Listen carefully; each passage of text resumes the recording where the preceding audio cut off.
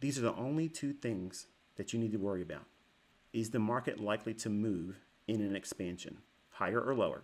If the market's not predisposed to do that, then it's doing what? It's going to consolidate. Should you trade in consolidations? No.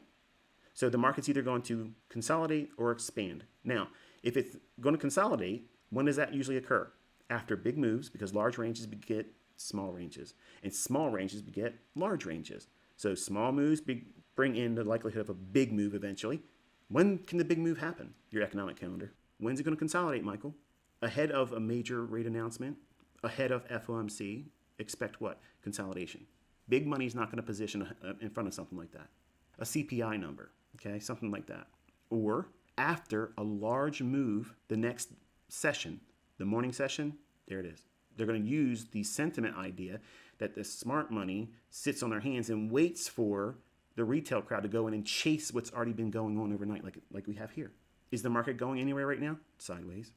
You have to understand that there is a rule of engagement. When do we engage? When do we anticipate certain things? Well, if it's not going to be those instances there, and then we have a medium or high impact news driver, how do we know that? The economic calendar. They're not hiding it from you. That's the wonderful thing. They're not hiding that from you. They're telling you, this is when we're going to release data to the public. That data has absolutely no bearing on the marketplace. It's just a smokescreen.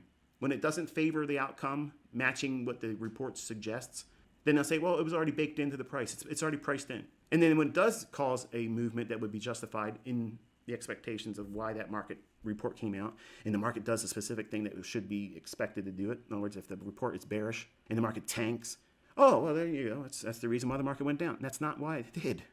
So the economic calendar, you need to know what that is going to be providing you. And you can look at it weeks in advance, months in advance. When is the CPI number in April?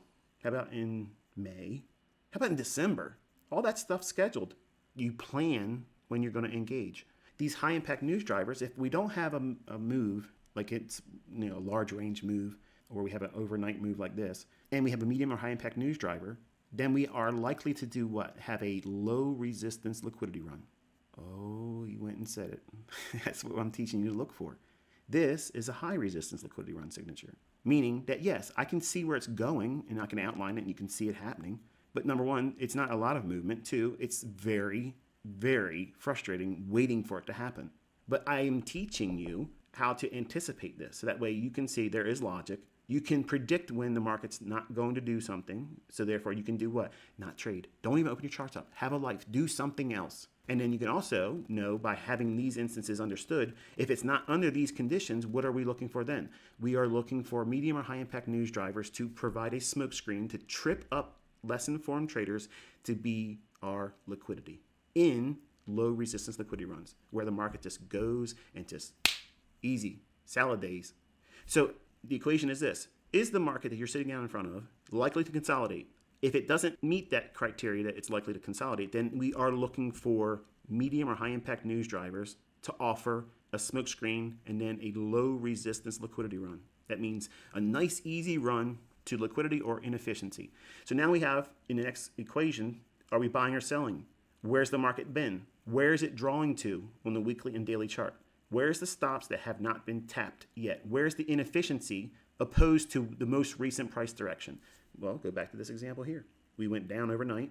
It's likely to consolidate, but more specifically, we know that the retail traders are going to do what? They're going to chase it going short. They trap them here, take them up to the inefficiency, and buy stops. Two birds, one stone. Then enter what? Consolidation. Buying here, buying on the order block, into that area here. There's your two trades for today. SMT diversions, the NASDAQ failed to make that lower low here. That qualified the likelihood of getting up into that range. You might see this and say, you know what? I'm not afraid of this. This makes perfect sense to me. I'm going to trade in these types of markets. I'm going to trade in consolidations because I won't have my face torn off with a big run. And then over time, you'll learn how to do that other approach to trading, which is where I think the better strategies are when you are trading with expansions, where the market just quickly gives you what you're looking for and you can be done and go about your business. So consolidation or expansion? Okay, if it's going to be expansion, is it bullish or bearish? That goes back to the weekly chart. Is it likely to expand up or down on the weekly chart? We're not trying to predict a closing price. We're just likely to see more movement up or more movement down based on the weekly chart. The next candle for the weekly, is it more likely that it's going to make a move higher or lower? Where's it going to go to? Is there stops it needs to go to in efficiency? And that logic, we use that through the entirety of the week. Specifically, Monday, Tuesday, Wednesday. We're looking for the setup by then. Now, if we're bearish because we expect the weekly chart to expand lower, we go in looking for discount arrays. Anything below market price. What's market price? Where it's trading right now when you sit down in front of your charts. Where's the inefficiencies below that? That would be in line with the expansion lower on the weekly chart. So we're in a sell program. We're looking for shorts. But we have to know what it's aiming for. Where's the sell stops? Is there any fair value gap below market price?